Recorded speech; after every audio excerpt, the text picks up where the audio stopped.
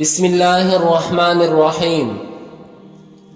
افلاطون کا سوال اور حضرت موسیٰ علیہ السلام کا جواب۔ افلاطون جو بہت بڑا حکیم اور اپنے زمانے کے بڑے عقل مند لوگوں میں شمار ہوتا ہے، اور وقت کا بہت بڑا فلسفی تھا، اور اس کی تحقیقات دنیا میں آج بھی معتبر و مستند مانی جاتی ہیں۔ کہا جاتا ہے کہ وہ حضرت موسیٰ علیہ السلام کے زمانے کا تھا۔ اس کے بارے میں لکھا ہے کہ وہ جنگل میں ایک معمولی جھونپڑے میں رہتا تھا، لوگوں سے میل ملاپ نہیں رکھتا تھا۔ اگر کسی کو اس سے ملنا ہوتا تو پہلے سے اجازت لینی پڑتی تھی۔ وہ اللہ کو تو مانتا تھا مگر رسولوں کو نہیں مانتا تھا۔ حضرت موسیٰ علیہ السلام سے ایک دفعہ اس کی ملاقات بھی ہوئی تھی۔ حضرت موسیٰ علیہ السلام نے اس سے کہا کہ میں اللہ کا نبی ہوں، میرے اوپر ایمان لاؤ۔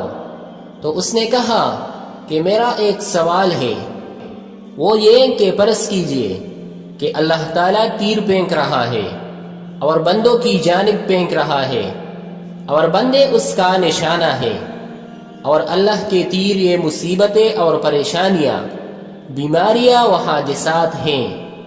اگر بندے اللہ تعالیٰ کے ان تیروں سے بچنا چاہے تو کیا طریقہ ہے؟ حضرت موسیٰ علیہ السلام نے اس کے سوال پر یہ جواب دیا کہ تیر پھینکنے والے کی بغل میں بیٹھ جاؤ، اس لیے کہ تیر پھینکنے والا تو سامنے تیر پھینکے گا، اپنی بغل میں نہیں پھینکے گا۔ مطلب یہ تھا کہ اللہ کے قریب ہو جاؤ۔ جو اللہ کے قریب ہو جائے گا اسے تیر کیسے لگے گا، اور جو دور رہے گا ظاہر ہے کہ اسے تیر لگے گا۔ جب یہ جواب حضرت موسیٰ علیہ السلام نے دیا تو وہ خوشی سے اچھل پڑا اور کہنے لگا کہ ایسا جواب تو شاید دنیا میں کوئی دے نہ سکے، اور کہا کہ واقعی آپ اللہ کے نبی ہیں، میں مانتا ہوں، لیکن آپ جاہلوں کے لیے ہیں، آپ کی مجھے ضرورت نہیں، کیونکہ میں تو بڑا عقل مند اور فلسفی ہوں۔